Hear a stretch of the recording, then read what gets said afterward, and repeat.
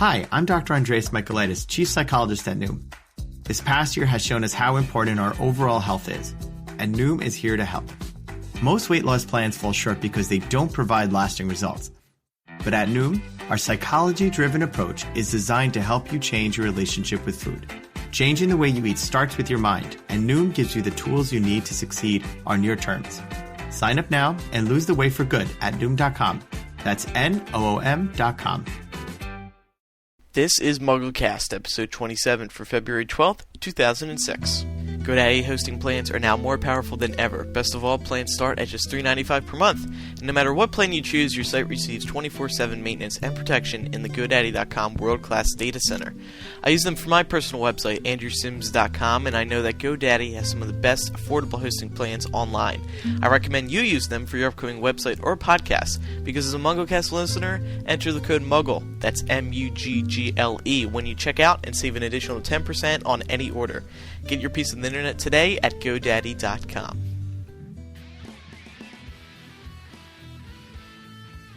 Hello everyone and welcome to another edition of Mugglecast. I am Andrew Sims. I'm Ben Shane. I am Eric Skull. I'm Laura Thompson. I'm Micah Tannenbaum. And I'm Dylan Sparts. And this is the show where we bring you the latest in Harry Potter news, theories, discussions, trivia, whatever you want. And now, with 100% more, Dylan Sparts. Yay. Well, hooray. And I'd just like to take a moment to congratulate you two on their 5 Grammys. Okay. Me too. Let's go. Welcome, Dylan, to the show. We had you on a few weeks ago. By weeks, I mean months. And Yeah. we had to cut you out because there were audio problems. Right, that's what you say. None this Yeah. week. You sounded like a chipmunk. I didn't want people getting the wrong impression. Right. I'm not even joking, man. Before we go anywhere else, first let's check in with Micah for the past week's top Harry Potter news stories. Thanks, Andrew. CBBC News Round reported Friday that after their absence from Harry Potter and the Goblet of Fire, the Dursleys will return in Order of the Phoenix. They also announced some of the other actors cast for the 5th Harry Potter film. Cyan Thomas will play Amelia Bones, the head of the Magical Law Enforcement Office. She's appeared in several productions for the Royal Shakespeare Company, as well as had roles in television and film. Lending more credibility to the rumor that the Dementor attack will appear in Order of the Phoenix, Jason Boyd has been cast as Pierre Polkis, and Richard Macklin will play Malcolm, two of Dudley's friends.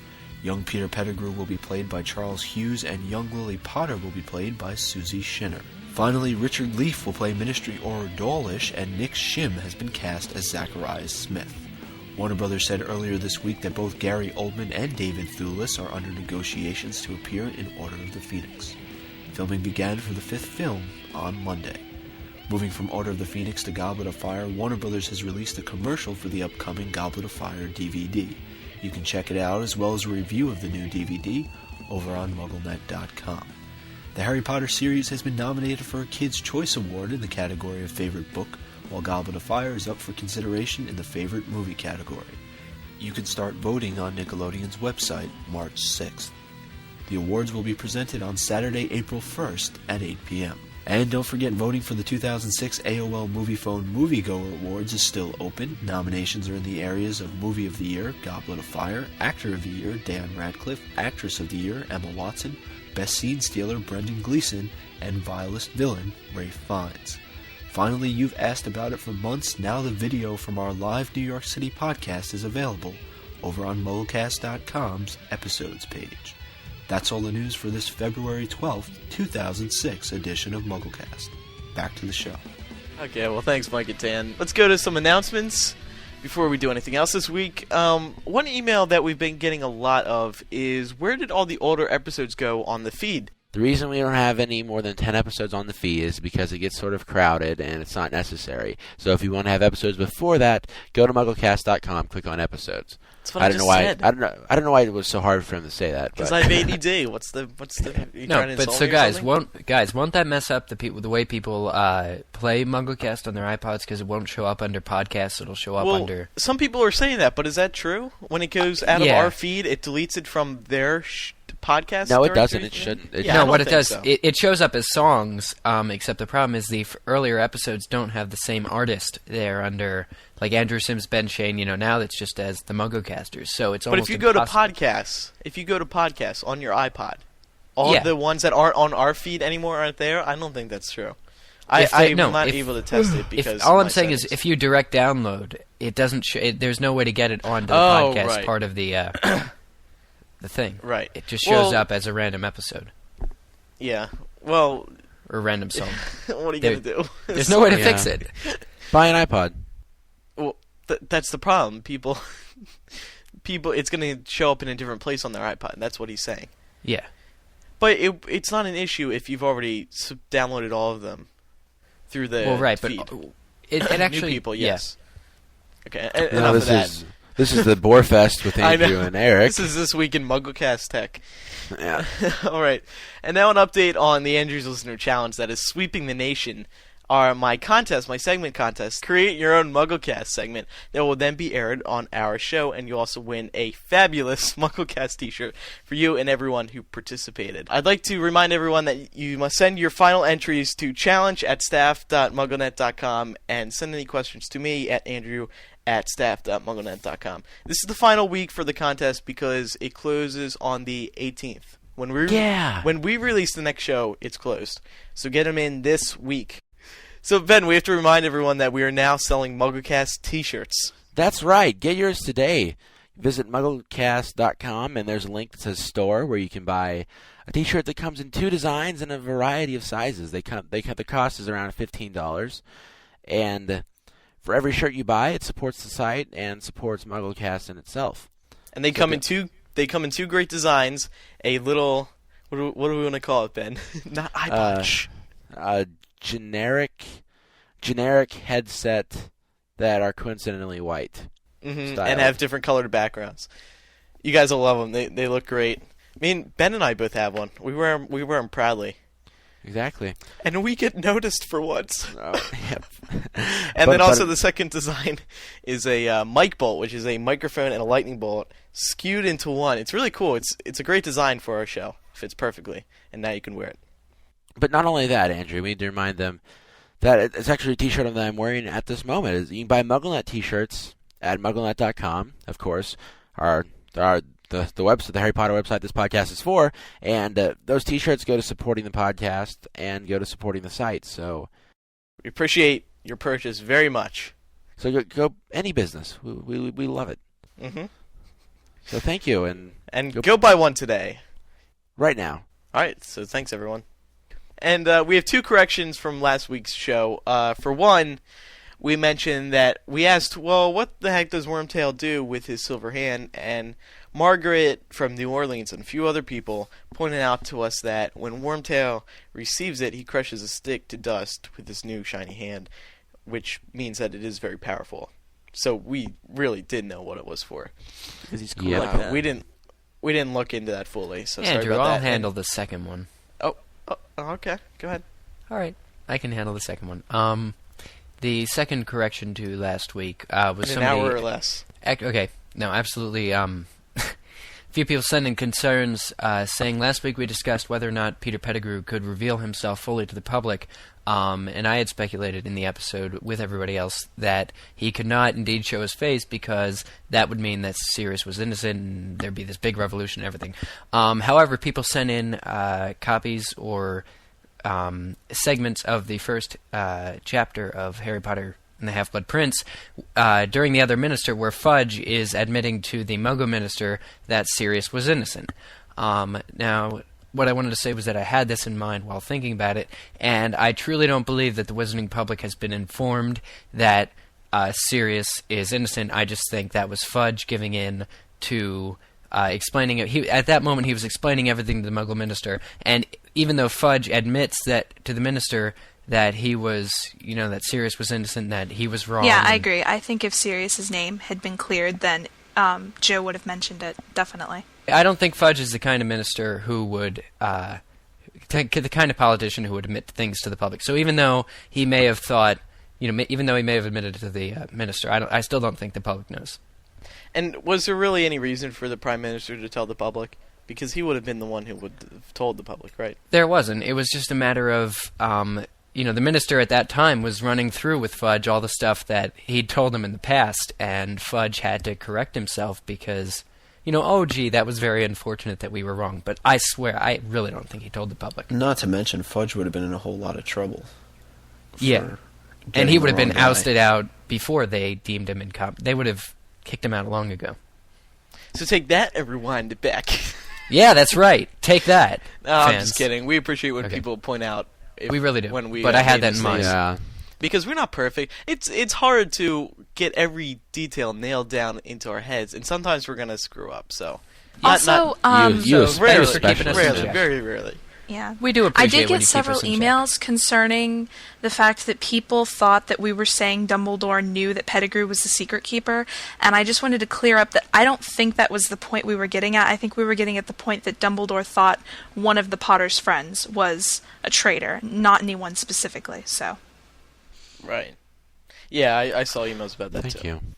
People think we're crazy sometimes. Any other corrections on last week? No, that's it, Eric. Cool beans. Yep. We're like the New York Times. We have a corrections section on our show. That was a nearly perfect episode. I thought that was very well. Yeah, people really appreciate last week's show. What about it? They like what? Well, for one, you weren't on. That was a big plus. Yeah, that was highly rated. About 100,000. Just kidding. Okay. Like a knife to my heart. Okay, now for the main discussion this week. As most of you know, unless you're living under a rock and/or you are extremely antisocial, Tuesday is Valentine's Day, so it would only be right if we discussed a little bit of Valentine's. All right, so Ben, you haven't been on the show. You weren't on the show last week, and you've been sort of neglecting the top 10 list, which is upset. I'm terrible. Yeah, you've upset many fans, so you have one for us this week, right? Yeah, so in the whole spirit of Valentine's Day, I think it's time that we do top 10 Harry Potter relationships. Ooh. Yeah, let's fitting for Valentine's Day in our Valentine's Day show special. Very fitting. So when you're listening to Mugglecast, snuggling up with your loved one, please, it's time for our top 10 list. Number 10. Some of these are very generic. Some of these are they're wild. Some of these are. Was this created by anyone, or was this created by you? This is created by me. So, okay. If it sucks, email me. Number 10, Harry and Ginny. Number 9, Ron and Hermione. And right now, many of you are probably thinking, this top 10 list sucks, but it's heating up here. Number 8, Dobby and the Giant Squid. Ooh. Oh! Number 7, Trelawney and Umbridge. Oh, Ben! Took me a second to catch that one. No, number 6, Harry and Hedwig. Harry and Hedwig. Harry and Hagrid. That one should have made the list too. What am I thinking? Number 5, Snape and McGonagall. Number 4, Draco and Pansy. Number 3, this is probably my favorite, Micah and Eric. Just kidding, guys. Just kidding. Number 2, Emerson and Melissa. Melissa, that was Ben's idea. Memerson for life, yo. Yeah. Okay, and number 1, perhaps my favorite, Snape and the Nimbus 2000. Yeah, is that a fan fiction somewhere? Yeah. Is it really? Yeah, there is. Link me to it. That's a link that will not be in the show notes. So there hasn't been much that has happened on Valentine's Day in the Harry Potter series, strangely, because Harry Potter is such a novel of romance and mystery and love. Oh, yeah, the key to the series is love, everybody. Most notably would be Harry's first date with Cho Chang in, as we all know, Order of the Phoenix, which was closely followed by Rita's interview of Harry for The Quibbler. Okay, and on top of those two things, there was, in Chamber of Secrets, the Valentine. As we all know, thanks to J.K. Rowling in Book 6, Harry and Ginny have a thing going on.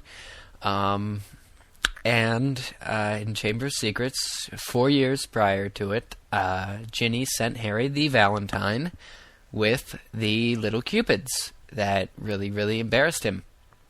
And it was the singing Valentine, and Ginny sent If I may just interrupt you here for a second, Eric. Sure. You said that it embarrassed Harry. I would like to quote the book.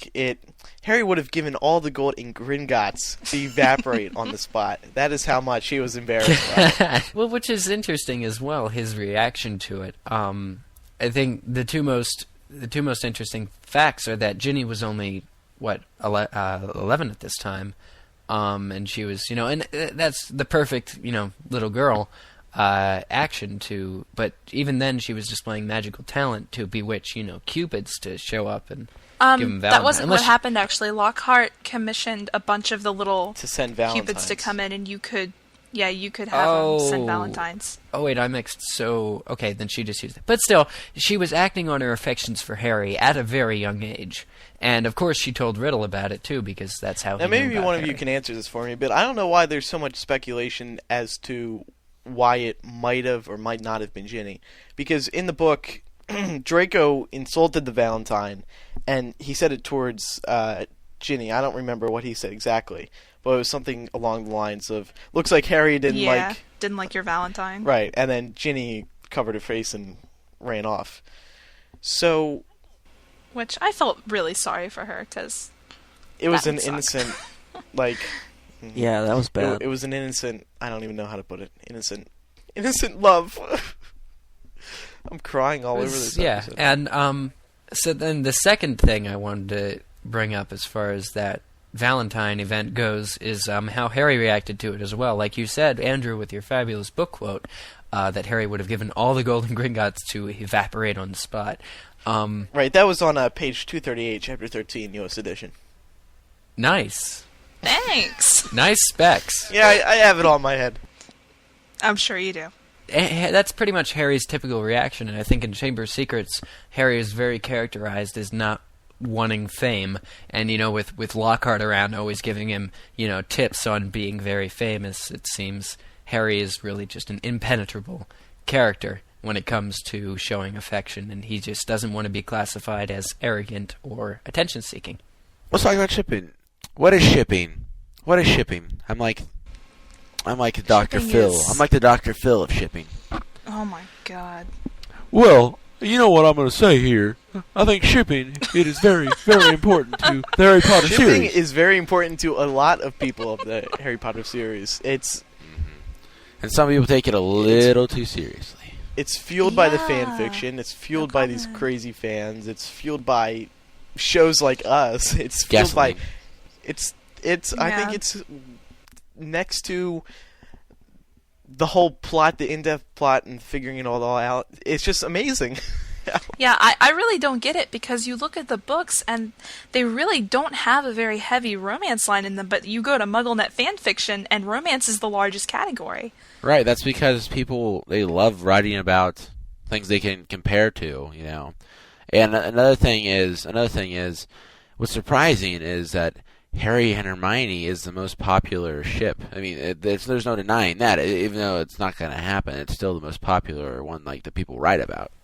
Well, we're not talking... I don't think we should talk about, delusional people at all. No, we didn't talk about delusional people. No, we're not. Well, you're bringing that up. I mean, but I liked what Laura said about fan fiction and just romance being the largest thing. I mean, I think as far as JKR not mentioning it in the books or it not taking place in the books, I think that's also what gives them a lot of free room to write.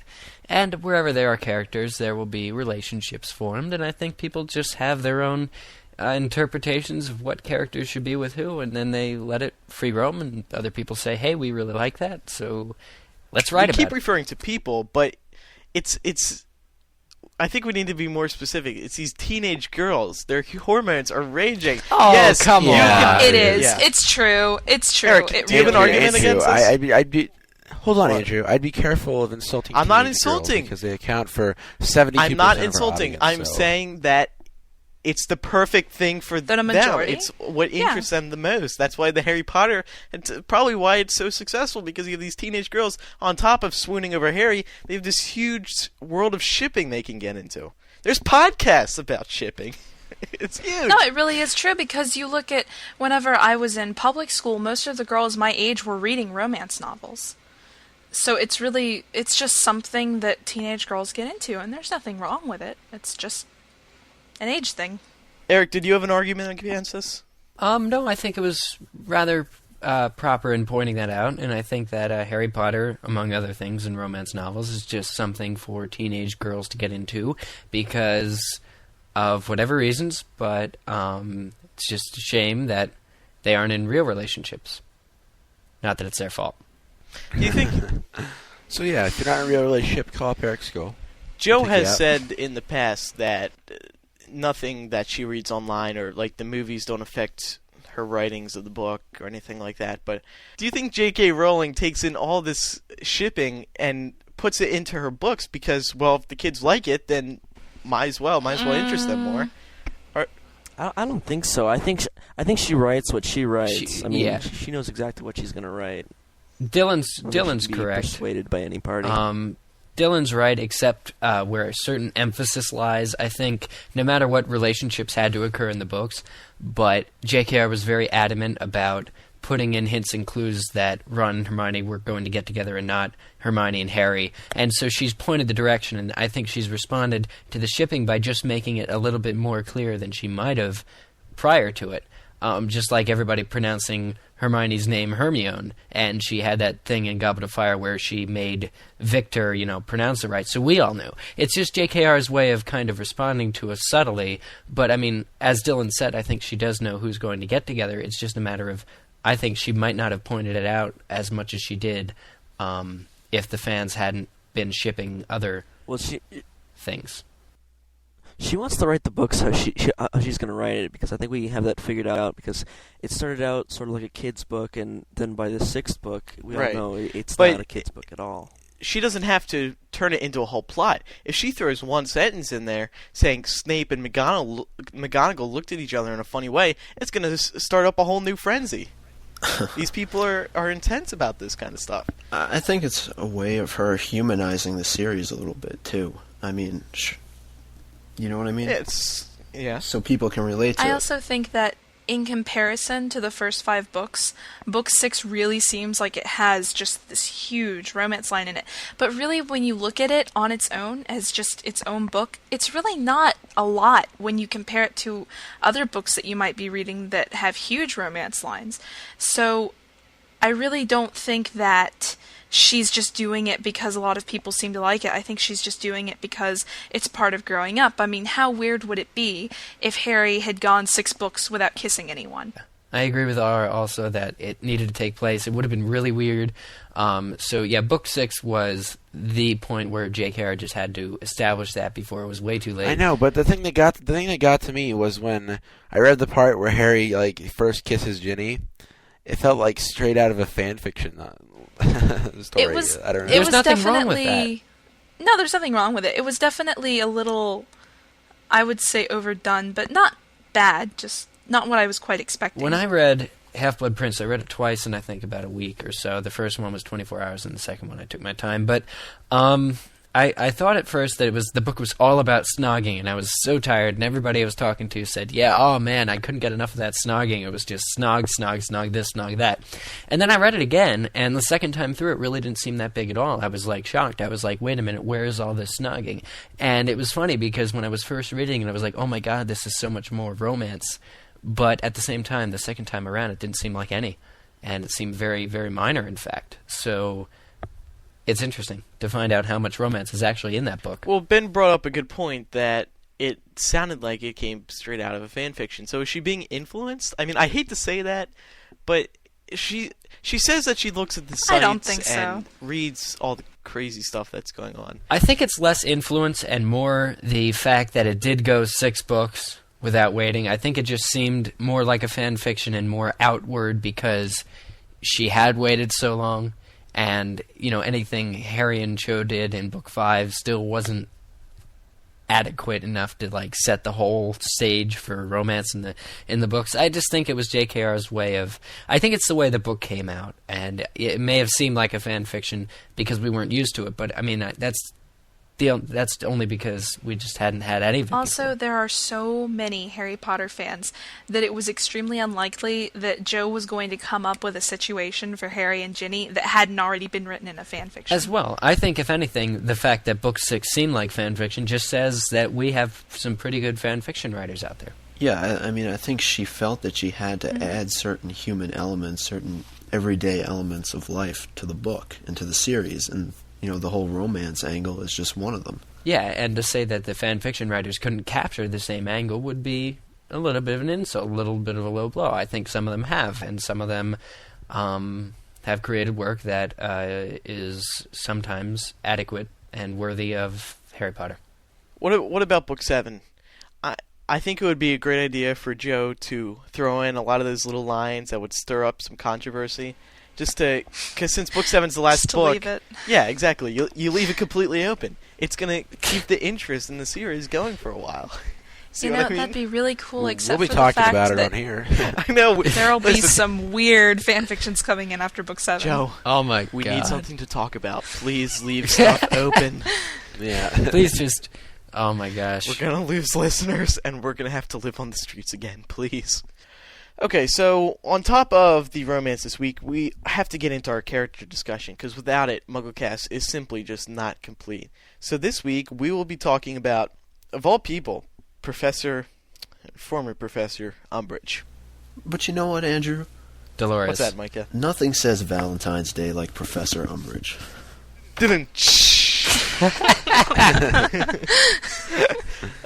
Well, no, Micah's right. I mean, What are you talking it's about?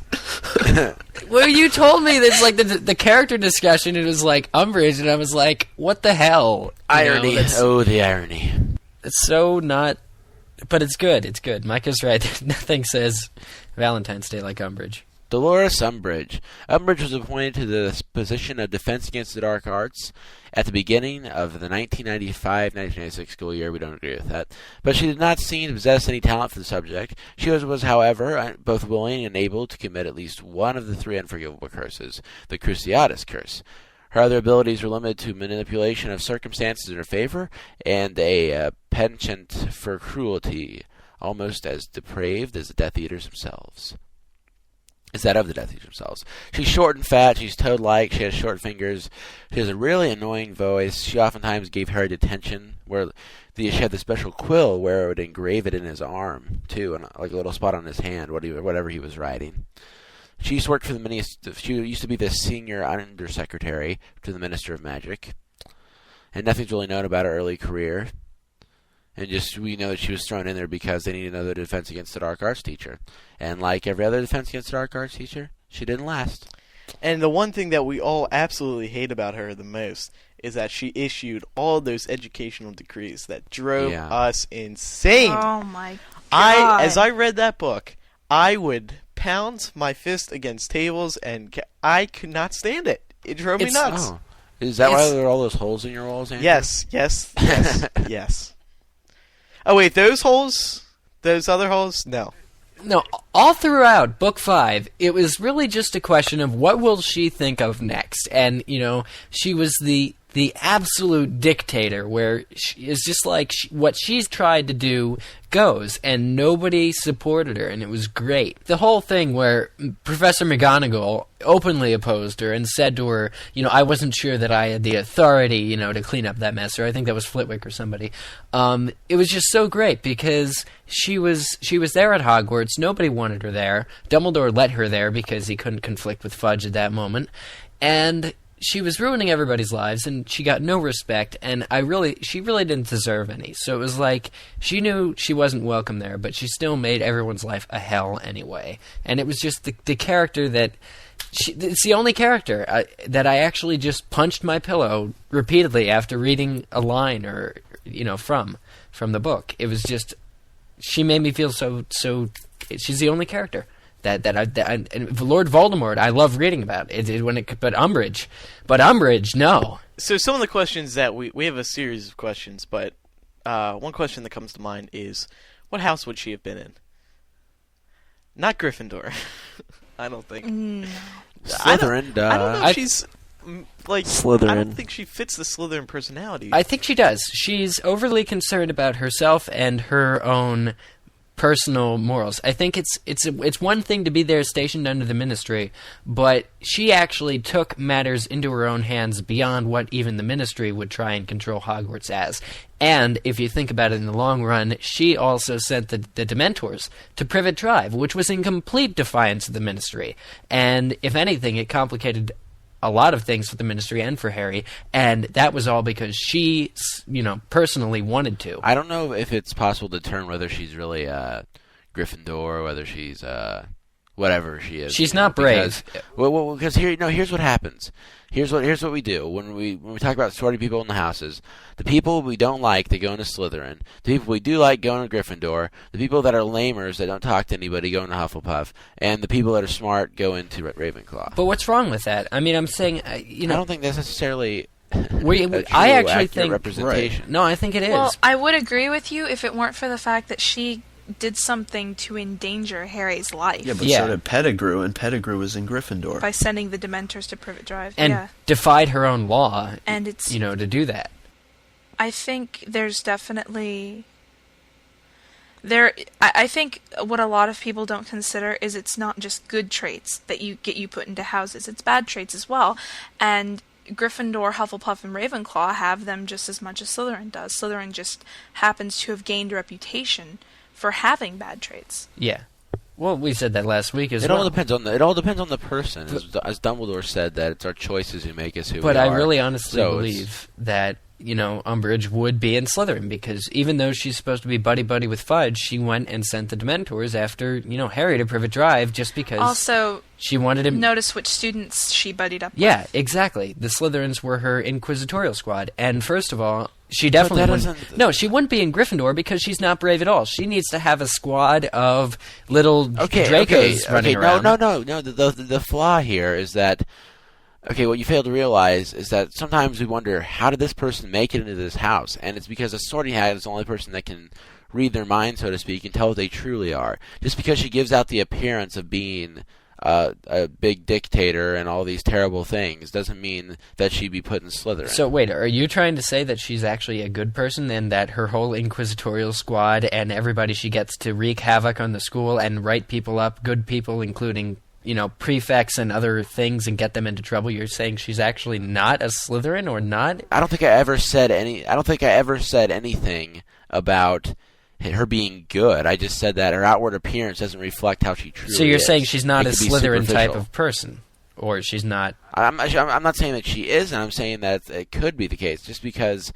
Looks can be deceiving. That's what I'm saying, and that we've seen that. Some people wonder, well, how was Pettigrew in Gryffindor if he was in Gryffindor?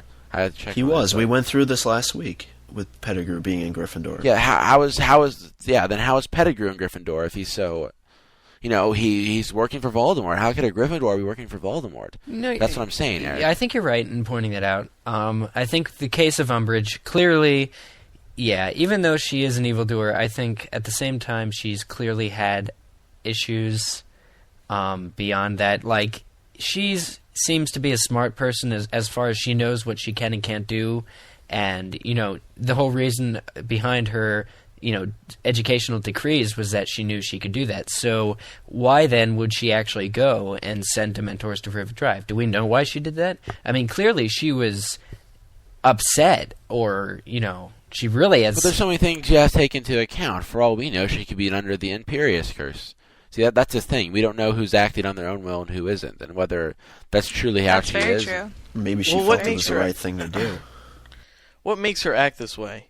I mean, why is she like this? Could it have been early childhood, or could it have been what I feel is probably the Ministry of Magic influencing her? Telling her all this has to be done, or she's fired, or something like that. Well, because the Ministry is terribly corrupt. Yeah. Look who's cutting her paycheck. It's all about the galleons, baby. If you don't have the galleons, you're not worth much. Yeah. He just replaced his own name. Instead of saying the Benjamins, he's saying the galleons. Well, I really think that's true. If Fudge or whoever is threatening to fire her, then what is she to do? No, I understand that. You have to take control back of the school, or you're out, and that's it. So, and if she really is close to her job and is really passionate about it, then God bless her. I understand her desperation. Well, but she's not. I mean, do you really think that Fudge told her he'd fire her if she didn't make Harry cut into his own hand? I mean, the thing with Umbridge is that was her preferred punishment of choice.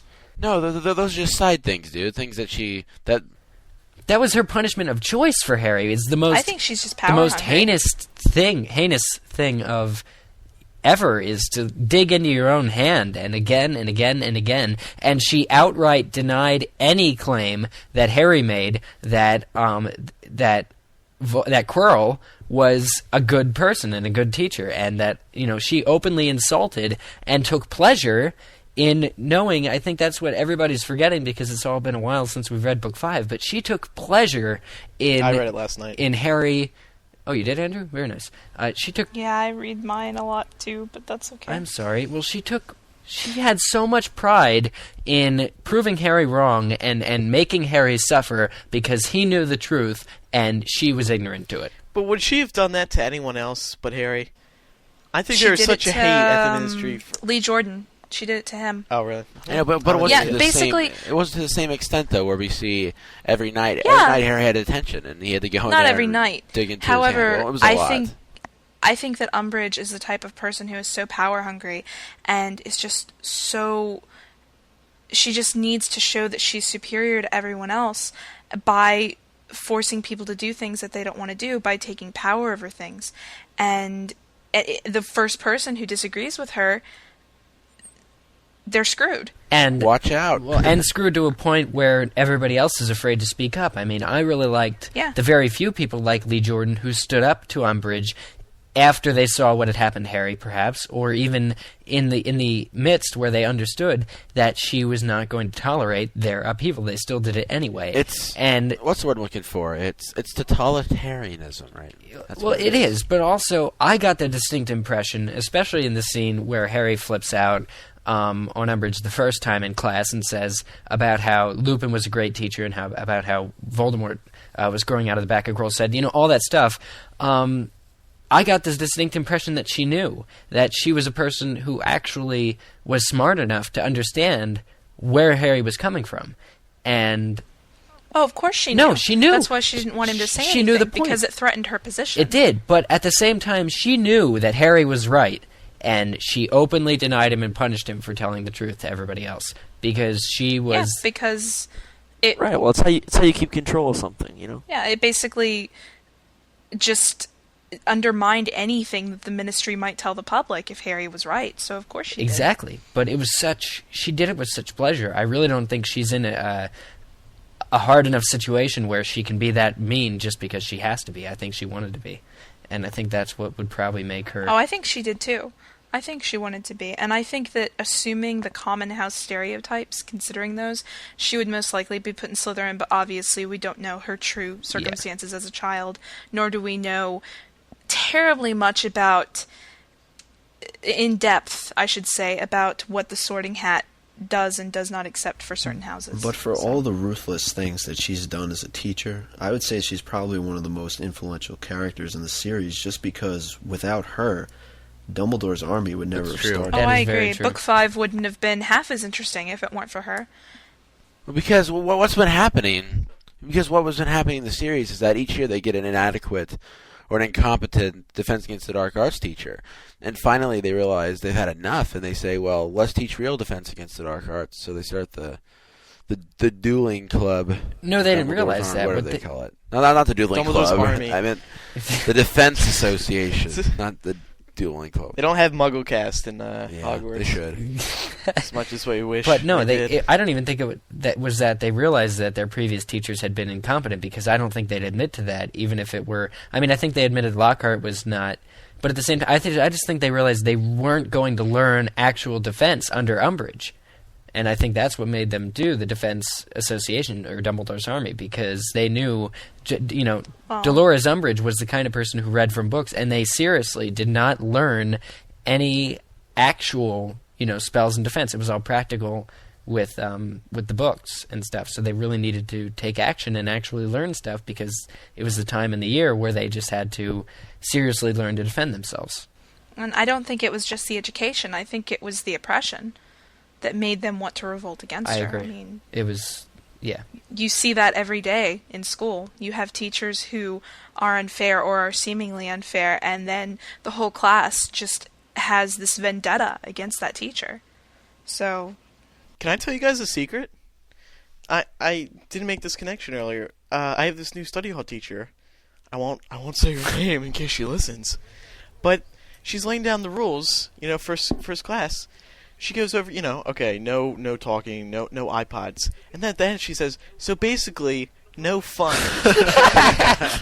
What are you? That's way too. and she won't know. She won't know if she hears this that you were talking That's about a her. bitter person. Come on, no fun. Even if that's true. No great story has a lukewarm bad guy. I mean, come on, every great story, like Lord of the Rings or Harry Potter's got that Voldemort or the Sauron or whatever you want to do, but every great story has to have a great bad guy. Exactly. I completely agree with that. While I would hate Umbridge as a person, I love her as a character because she just brought so much interest to the book. Agreed. But is she like the first bad person that's not necessarily a Death Eater that we meet? No, she's not, but she's trying to think of a word to describe her that isn't a swear word. She's Andrew's study hall teacher. She's Andrew's No, study Andrew, hall teacher. You're completely right, Andrew. And, to say no fun, even if it's true, even if the rules do constrict fun, their view would be that it constricts misbehaving. But for her to go out and summarize the rules, the rules don't say no fun, even if by abiding by all the laws, there is no fun. Just the kind of person who would say, in other words, no fun, is just a mean person. And there's. By the way, I forgot to mention that the whole me doing the Mugglecast thing is all over my school's website and stuff. So. Bad publicity. Okay, guys. So what about Umbridge? The toad imagery that Joe uses. Could it be because she's able to transform into a toad, or maybe that's her animus? I don't think so. What's up with the toad because imagery? you see... honestly, she looks a lot like one. I mean... Yeah, but you see a lot of correlations between people and animals in the series. Like, Scrimgeour, she described that he was sort of like a lion. Yeah. And you have... And Slughorn like a walrus. Yeah. That threw everyone off with the Half-Blood Prince thing. It's just an association You thing, guys I want to think. know a crazy editorial that I read? It said that sure. Umbridge was actually Trevor. Oh, I've heard that one. Guys, actually, I have something to add that might throw you all skyrocketing sideways. I read something on one of the forums in the past that actually speculated Umbridge. Drum roll, please. Somebody said that the way Umbridge and, believe it or not, Peter Pettigrew were described was similar in the way that she might be his mother. Ew. Do you think? Okay, think about and it. maybe, no, we're talking about this, maybe that is why she is out to get Harry. And if you think about it, it would mean that Umbridge was actually mentioned in the past, which is JKR's style. Because in Book 3, when they talk about Peter Pettigrew, all his mother got back was his finger, which was obviously the plot element because, he was missing his toe as Scabbers. But what do you guys think? Could that be a possible reason for why Umbridge is so mean to Harry? Well, we know, okay, if that's the and why case, she's so bitter and personal about... Hypothetically, theoretically speaking, if that is the case, say that Umbridge is Pettigrew's mother, then there's no way that she's in Lord Voldemort's circle because she'd have to be under the assumption that Peter's dead, right? Okay. So what I'm saying is that I don't know if that's true or not. But I don't think. I just don't think so. It's just another one of those crazy to theories. really disprove it, but I just don't see it happening. I don't think she's old enough to be. I really don't think. Well, she's there's old no enough solid to be- evidence. We don't At know the same time, in the Wizarding World, age is kind of relative. You don't really True. know. Now, Michael, what question you had on your mind, or was it Kim Parker's mind? It was Kim Parker's mind. Yeah, okay. One question Kim Parker had on her mind was, is there a parallel between Umbridge and Hermione? Can you elaborate on that a little bit more? The question is, Micah? Yeah, the question is basically, would Hermione have become like Umbridge if it wasn't for Ron and Harry sort of coming in and befriending her the way that they did? No, I don't think so. Because Umbridge is very clearly filled with malice, and I don't see Hermione as a malicious person. Now, Hermione was kind of militant in Sorcerer's Stone, even a little bit in Chamber of Secrets. She was an innocent little Gryffindor as well. Yeah, and the thing is, she's not out to get people. Umbridge is. Well, I think maybe it was more so along the lines of following the rules and being strict to those sorts of things.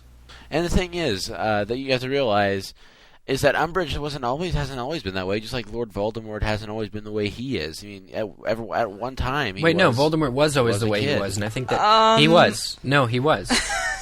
No. He strangled bunny rabbits. Yeah, in Half-Blood Prince we Yeah, saw I think a lot of that's the point with Voldemort, which actually But I'm saying is that he's living a lot differently now, because I'm trying to make the point that things change. He used to have a real body, now he's this mass, this blob of flesh. What disappoints me with Voldemort, since Ben brought it up, was that J.K.R. kind of made a point that he was always evil, even as a kid, and genuinely evil, like to torture kids. And she truly believes, or at least in the series, it says that people can be evil from birth and just be rotten eggs to begin with. Because it's really sad, but Voldemort was characterized as the kind of kid who said, well, my dad must have been the one with magic because my mom would have been not so weak and, she was weak and died. And even though he's got this, even though I feel very bad for Merope Gaunt, Voldemort was not the kind of person who was, he was raised in an orphanage, yeah, and that sucks, but he seemed to be very genuinely evil from birth. And I think that's a little off from what I'd imagined. For how most dictators are just created. Not necessarily. Well, it's a mixture of both, I'd say. Dictators are sort of founded. Like, there has to be a reason. For example, Hitler, the reason that he came to power is because all the Jews were getting blamed for everything, and he found a rallying cry. And the ironic thing is that he was... there's a lot of similarities between Hitler and Voldemort. Hitler was he was half Jewish, actually. His grandfather I think all dictators come from a mixture of being cruel from birth. If they do such terrible things, then of course they have to have a cruel background, but it's also fueled by some sort of inspiration, like Eric was saying.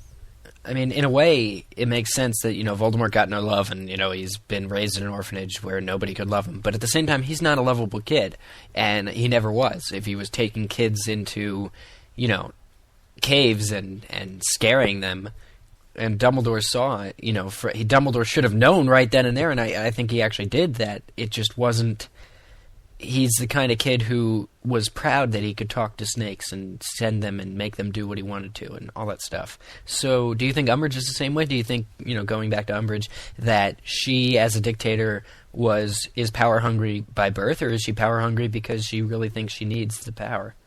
It's innate, man. It just sort of happens. It's a personality trait that she developed. Yeah, or is it just that she thinks that she's doing the right thing? That could be it too. No, but she knows she's not. It's the thing. She knows that she's thinking about doing the right thing for herself. Right, yeah, and to for benefit the ministry her. in her mind. But I think as far as the ministry goes, she knows that, yeah, she's supporting the ministry because she knows that Lupin was a good teacher and she knows that everything Harry stood for is probably correct, but she still goes with the ministry. She's forgetting that the ministry is around to serve the people of the wizarding world and not the people in power. I like that. But is the ministry serving the people? It's really not. No, they're not. They aren't. They're not, and she's forgetting that that's what she's supposed to be doing. Okay, then what will Umbridge's role be in Book 7? If any? Well, we didn't see her much in Book 6, so... That surprised me. With all the roles of the Ministry, including Scrimgeour, and how he was undermining Harry and wanting him to be his supporter, I thought Umbridge was too missing.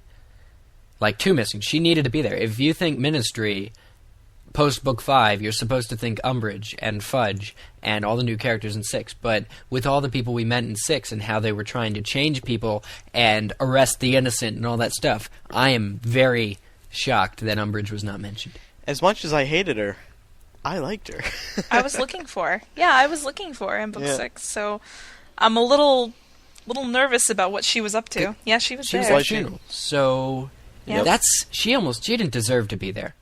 That was a mockery. The thing is, no, she served her purpose, and the reason she was there is because she's still working for the ministry. I don't know how that worked out, but Wait, if she served her She was purpose, trying to shouldn't make she the be ministry dead? look no, according to the other bozos, not according to me. I don't think they serve their purpose and they die. Everyone dies. Yeah. No, I disagreed with that too. Not everyone who doesn't serve a purpose dies. No. But that was But we don't need to get into that. Eric's flawed logic. The point is, I think we're all on the same page with that. So, at the end of Book 5, what do you guys think happened to her when the centaurs took her into the forest? I'm surprised she's survived. Maybe that's where she was in Book 6. She was in the recovery ward at St. Mungo's for the whole year. Because I honestly don't think... I mean, the centaurs at certain points in the book were ready to kill Harry. And a lot of the creatures in the forest were ready to kill Harry. And even the centaurs knew what was supposed to happen to him. And they still would have done it. Maybe that's what was supposed to have happened to him. But besides that, the centaurs won't stop to kill humans. And they won't bow to humans. And they've said that. And even, I was very happy that they paid tribute to Dumbledore at his funeral and stuff. But they really don't take crap from humans trying to treat them as animals. And so I thought Umbridge was going to die, actually, when that happened. And I'm really surprised she got out alive. And it was Dumbledore that saved her, too. Yeah, it was Dumbledore. I was just going to ask if... Yeah, Dumbledore would probably be the only one that could save her. And I thought it was very noble of Dumbledore. But I was just going to ask, didn't somebody save her? Maybe that's why she was at the funeral. You know what? I agree with show that. her respect. I agree with that, because Dumbledore had no reason to, morally, he didn't really have to. Looking at Umbridge's character, I think it was just to keep up face for the ministry. All right, so that wraps up our Umbridge discussion for this week. Good job, gentlemen, and Laura. Yeah, thank you. So now it's time for this week's Dueling Club version 2. We pick randomly. You don't know who the other person is going to duel against you. We've gotten emails about last week's. People really liked it. So, Eric, you had one? I got one. I've got one. Okay. On 3. 1, 2, 3. Cornelius Vane. Fudge. Who did you say, Eric? Romilda Vane. Ooh. And Cornelius Fudge. Maybe she can fall in love with him and give him love potion, and Yeah. Hey, maybe they can just live happy together. Take him to the forest. Maybe they can just live happily together. Do you think they'd fight, Yeah. or would she... I don't know, he's an older man. What do we know about Romilda? He's a fully trained wizard, and Romilda was, a 4th year, I want to say? Something, and she was really into the whole Ronald being an older gentleman, so... And she seemed kind of... We're, supposed to be defending them fighting, and we're like, maybe they won't fight. Maybe they'll love. I know. Maybe they'll make love one day. Well, no. In a fight, who would win? Ew. Fudge is incompetent. Would anybody take down Fudge? Could a student take down Fudge, or could Fudge actually hold his own? I'm sure in the there are fight? certain students who could take down Fudge. So, Dylan, think of someone else, and then... All right. Okay, and Micah. Ready? All 1, 2, 3. Peter Pettigrew. Slughorn. Slughorn and Pettigrew, very nice. No. That's interesting. I think Pettigrew would win. Just because Slughorn's good at making potions. We haven't seen him, his hand with a wand. Slughorn is a little bit... It amazes me how close to Hagrid Slughorn is sometimes, as far as... Especially when he's drunk and, they're drunk and singing together. I don't know, I've always made... He seems like a jolly fellow who really likes being accepted by people. But Pettigrew really likes being accepted, too. Well, he also knows a lot of powerful people, so I'm assuming he learned a lot from them along the way. And he knows about Horcruxes, too. Not that would be useful in a duel, but... But he is one of the more talented... Unless he's a very... Yeah, you're right. Bad at dueling. He could throw, some potion in Peter's eyes and turn him into... I don't know, Peter something. would probably run from a fight, though. He'd probably, Master, save me. Well, if the dueling club stipulations say that a character can run away, then yeah, Pettigrew would win. I guess he could crush him with his silver hand or something like that. I think he'd just sit on Pettigrew, and that would be the. I don't know. It would be a close battle because Peter Pettigrew would probably do some sort of flash and then run. He'd turn into a rat, and then Slughorn would chase him down. And oh hit yes, him. Right. I make a good rat stew, my boy. Well, rat stew makes good magical properties there. Okay, Eric and Laura on 3. 1, 2, Grindelwald. Okay, Eric. No, not myself. Andrew, not myself. There is an Eric in the Harry Potter series. Oh, well, why do you think you would There win? actually is. Do you guys... I think Grindelwald would did you pick take this up? Eric, whether it be Mugglecast Eric or Harry Potter Eric. That's low. Come on. No, it's Grindelwald would kill me too. Do you know the Eric I'm talking about? Did any of you pick this up? Do you remember an Eric in the book? It seems like there was someone called like Eric Abercrombie or someone like that in the books. I can't remember. Eric was the name of the guy in Order of the Phoenix who worked at the Ministry. He was like a doorman or something. It was like an incredibly insignificant job, and he's probably not established well enough in the books for me to argue with him, but I thought it was cool, and I thought I'd show some Eric love since it is Valentine's Day. There is a Laura in the book, too, so... I mean, there are lots of different names in there that I recognize, but... I know, I just thought it was cool. She didn't even, I didn't even think she gave him a last name. It was just really awesome. He was named Eric, and I was like... Eric was like, she named him after me. Laura, we have to duel these guys. And actually, I think Eric would win. You know why? Why? Because Grindelwald's already dead. I mean, alive Grindelwald? You didn't say that. You said Grindelwald, and I think in his current state, if we do know that he's dead, I think in his current state, I think Eric would win. Do we know that he's dead, though? All it said was that Dumbledore defeated him. Defeated him. It does not say dead, but at the same time, he's not offending anybody that we know. So I think it might be safe to say that Eric might actually have it over him. Maybe. Okay. Just like Barty Crouch Jr. is a good guy. You expect me to rebuttal? I'm completely impervious to your Barty Crouch Jr. stuff. I don't know what to do with you, Dylan. I mean, Eric. I mean, Barty Crouch has got that. Barty Crouch has that cute little tongue lick. I mean, come on. Yeah. What? The thing where he's That was so weird. That was so wrong. That was really weird. That was a strict movie-ism. That was a Newell-ism, rather. They needed that for plot device stuff so that it would make sense because they didn't. What you guys didn't know was that he was looking at Umbridge. Oh. That is awesome. Okay, well, I think that does just about wrap it up for this week's edition of Mugglecast. I'm Andrew Sims. I am Ben Shane.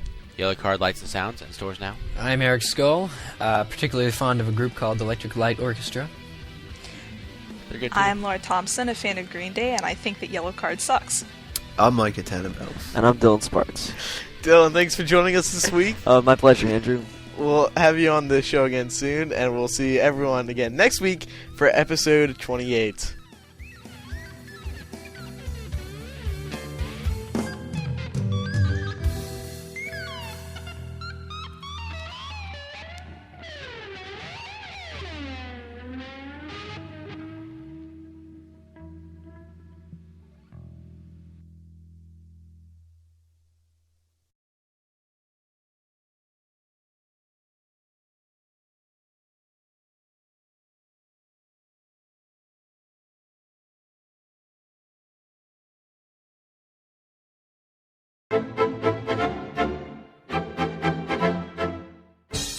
Hi guys, this is Kirsten from Tennessee, and I just like to say that I love your show, and it's a really great thing, and I really enjoy it, so keep up the good work.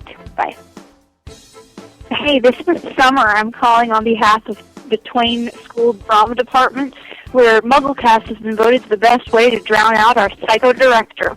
Congratulations, you have won our most coveted unofficial award. Yay, Mugglecast! Hi, I'm Sam from Washington, and I just want to say I love your show. You guys are awesome. Andrew is hot. Ben has a really awesome voice. It's really awesome. Jamie's hot too, and he's British, and I love his British joke of the day, and yeah, pretty much that is everyone else at Mugglecast staff. Love you, Micah. Love you, Laura. Love you, Kevin. All you. Yeah. Peace out. Hey, this is Ashley, and I'm from Connecticut, and I just wanted to say that I love Mugglecast. It rocks, and it's so much better than Pottercast. But, not that I don't like Pottercast, but Mugglecast rules. So that's all I wanted to say. Thanks, bye guys. Oh, and Karen, you're so hot. Hi, guys, and Laura. This is Callie from Kansas, and I just wanted to say that I love the show, and I listen to it every few days before I go to sleep. Bye. Hey guys, this is Allie. And Alice from the Fan Listing. We just wanted to call up and say how much we absolutely love your show. We're so happy for all of your support. And all your participation on the forums. Thanks again, InShane.com. InterestingZ.com. Bye! Bye! Hi, this is Katie from California, and I'm just calling to confess my love for Mugglecast. I listen to your show religiously every week, and I just love you guys. You're so funny, and I just love Andrew. Andrew, you're my favorite. I love you. And Laura, gotta love Laura. All of you, I just love you so much. Thank you for having a wonderful show. Mugglecast, this is Jack from www.hp-place.com.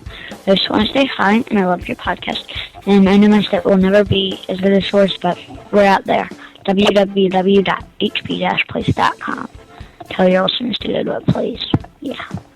Enjoy. Yeah, Mugglecast. Hi, this is Devin and Taylor from New York, and we just wanted to say, yeah, yeah! Hey, this is Aruna from India, and I just wanted to say your show is absolutely wonderful, and I really like Eric, and that's it. I want to tell you that you guys are doing a great job, and keep it going. Bye. Don't forget that if you want your voice to be heard on Mugglecast, you can always call our hotline at 1-218-20-MAGIC. Please keep your message under 30 seconds and be sure to include your name and location.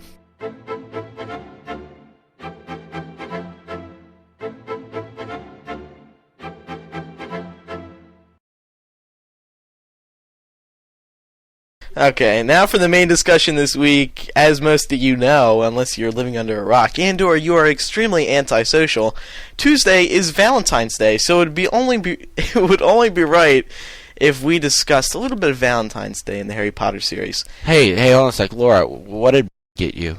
Oh, Ben, come on! No, no, you're taking that out. You're taking that out. I will kill you. I swear to God.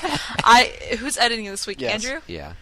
Okay, if you don't take that out, I'm coming to New Jersey and I will. For everyone who doesn't know, is Laura's 30-year-old from Canada. So anyway, I'm going to Laura. Don't worry. Take it out. Shut up, Eric. Melissa, jeez. Eric did that. Yeah, that did sound like Laura. Get a little too friendly with Canada. I hate you. Okay, well.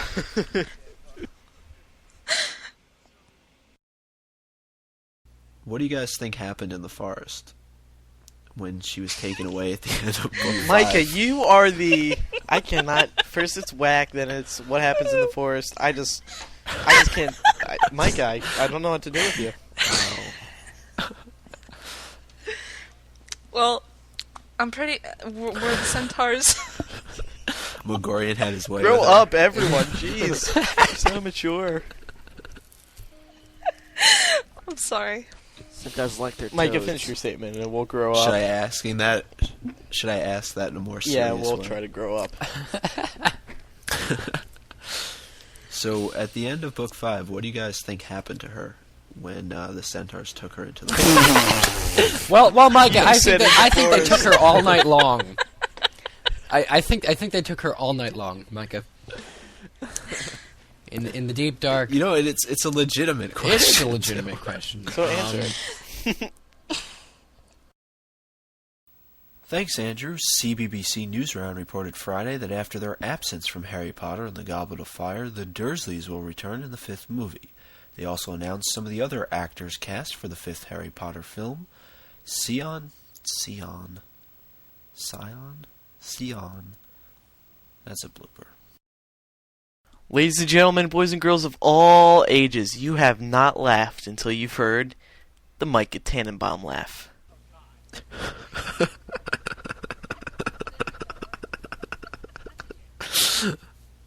Something we all missed in 2020 is traveling. Remember road trips, seeing friends and family, and all the sights and sounds along the way. And of course, road snacks.